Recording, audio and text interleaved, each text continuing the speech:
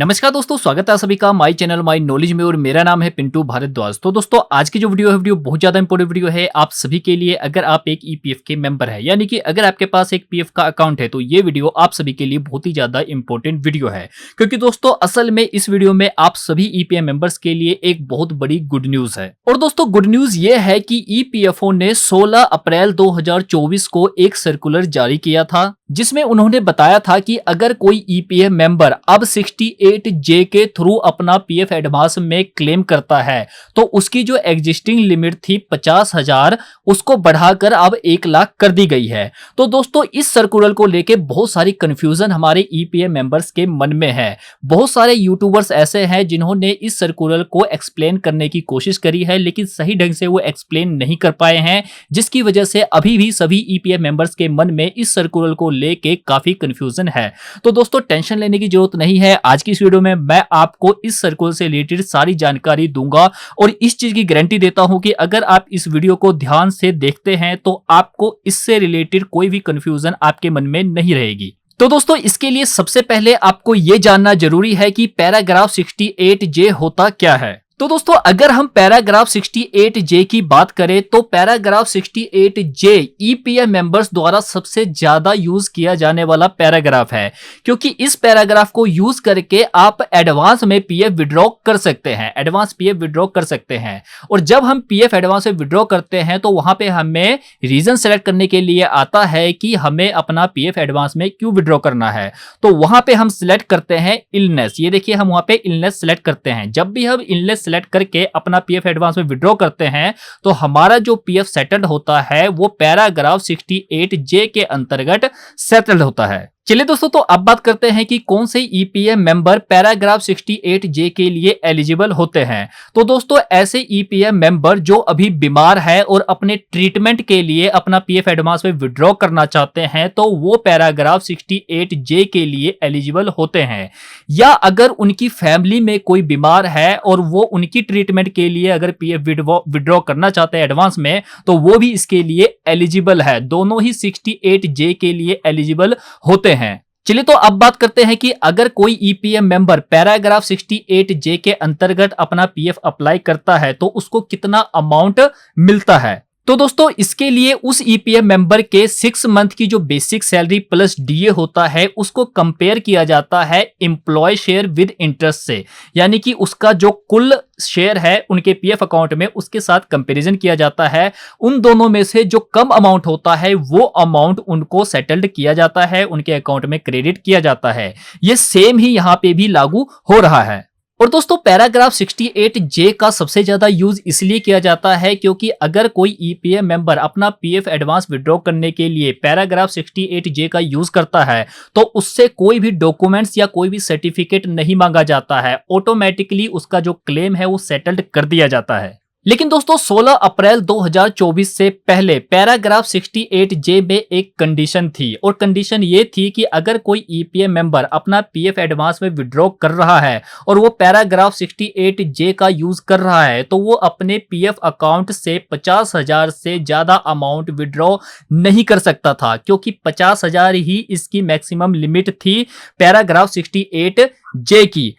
अगर 50,000 से कम कोई ईपीएफ मेंबर अपना पीएफ एडवांस में विड्रॉ कर रहा है और वो पैराग्राफ 68J का यूज कर रहा है तो उससे कोई भी डॉक्यूमेंट्स नहीं देना पड़ता था और ऑटो मोड पे उनका जो क्लेम है वो सेटल्ड कर दिया जाता था। लेकिन दोस्तों 16 अप्रैल 2024 के बाद इस 50,000 की लिमिट को बढ़ा के 1 लाख कर दी गई है, यानी कि अगर कोई ईपीएफ मेंबर अपना पीएफ विड्रॉ कर रहा है और वो पैराग्राफ 68J का यूज कर रहा है तो मैक्सिमम जो अमाउंट है वो 1 लाख तक जो होता है वो विड्रॉ कर सकता है, जो कि पहले 50,000 की लिमिट थी वो अब 1 लाख की कर दी गई है। तो जो सर्कुलर जारी किया गया है 16 अप्रैल 2024 को उसमें यही बताया गया है कि पैराग्राफ 68J के अंतर्गत जो अमाउंट होता था 50,000 का उसको जो बढ़ा के 1 लाख कर दिया गया है। यानी कि अगर अब कोई ईपीएफ मेंबर अपना पीएफ एडवांस में विड्रॉ करना चाहता है और वो पैराग्राफ 68J का यूज करता है तो वो अब 1 लाख तक का जो अमाउंट है वो विड्रॉ कर सकता है और उससे कोई भी डॉक्यूमेंट्स नहीं मांगे जाएंगे। ऑटो मोड पे उनका जो क्लेम है वो सेटल्ड कर दिया जाएगा। और दोस्तों ईपीएफओ ने 16 अप्रैल 2024 को जो सर्कुलर जारी किया था उसमें यही चीज बताई गई है कि 68J के अंतर्गत जो भी क्लेम किया जाता है उसकी जो एलिजिबिलिटी लिमिट थी 50,000 से बढ़ाकर 1 लाख कर दी गई है। यहाँ पे ऑटो क्लेम्स प्रोसेसिंग यहाँ पे जो लिखा हुआ है, ये जो वर्ड लिखा हुआ है, इससे काफी कंफ्यूजन थी। यहाँ पे ये वर्ड इसीलिए यूज किया गया है क्योंकि जब आप पैराग्राफ 68J का यूज करते हैं तो आपसे कोई भी डॉक्यूमेंट्स नहीं मांगे जाते हैं और वो ऑटोमेटिकली आपका जो क्लेम है सेटल्ड कर दिया जाता है। उसीलिए यहाँ पे ऑटो क्लेम्स प्रोसेसिंग लिखा हुआ है।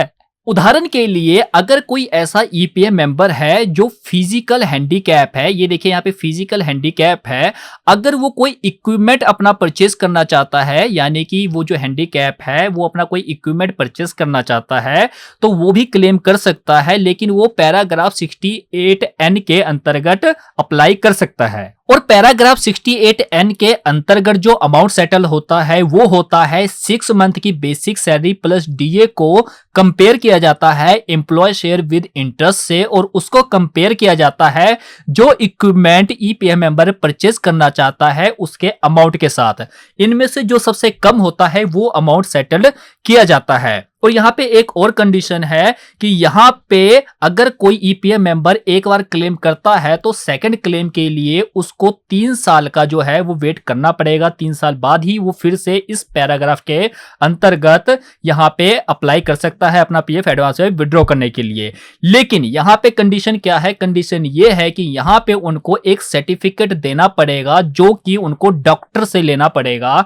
वो डॉक्टर लिख के देगा कि आप कौन सा इक्विपमेंट परचेस कर रहे हैं, उसकी आपको जरूरत है या नहीं है, वो सर्टिफिकेट यहाँ पे देना होगा, तभी आपका क्लेम सेटल्ड होगा। अगर आप ये सर्टिफिकेट नहीं देते हैं तो आपका जो क्लेम है पैराग्राफ 68N के अंतर्गत यहाँ पे सेटल्ड नहीं होता है। यहाँ पे आप कह सकते हैं कि ये ऑटो मोड पे सेटल्ड नहीं हो रहा है, ये ऑटो मोड पे सेटल नहीं हो रहा है, आपको सर्टिफिकेट देना पड़ेगा, इसकी वेरिफिकेशन होगी, उसी के बाद यहाँ पे आपका जो क्लेम है सेटल्ड किया जाएगा। लेकिन पैराग्राफ 68J के अंतर्गत ऐसा कुछ नहीं है। यहाँ पे आपको कोई भी सर्टिफिकेट, कोई भी डॉक्यूमेंट्स नहीं देना पड़ता है, इसीलिए यहाँ पे ऑटो सेटल्ड का वर्ड यूज किया गया है। तो इसकी लिमिट आप सभी को पता चली गई है, पहले 50,000 थी, अब 1 लाख कर दी गई है। तो 1 लाख तक का अमाउंट आप एडवांस में विड्रॉ कर सकते हैं, आपसे कुछ नहीं पूछा जाएगा, ऑटोमेटिकली आपका जो क्लेम है वो सेटल कर दिया जाएगा। तो दोस्तों उम्मीद करता हूं कि अब आपके मन में इस सर्कुलर को लेके कोई भी कंफ्यूजन नहीं होगी। तो दोस्तों इस वीडियो में इतना ही था, और अगर आपको ये वीडियो अच्छी लगी तो प्लीज इस वीडियो को लाइक करिए, अपने फ्रेंड के साथ शेयर करिए, और अभी तक अगर आपने मेरे चैनल को सब्सक्राइब नहीं किया है तो आप मेरे चैनल को सब्सक्राइब कर ले और ऑल नोटिफिकेशन को जरूर ऑन कर ले, ताकि इसी तरह की लेटेस्ट और यूजफुल वीडियोस की नोटिफिकेशन सबसे पहले आप तक पहुंचती रहे। धन्यवाद दोस्तों, जय हिंद।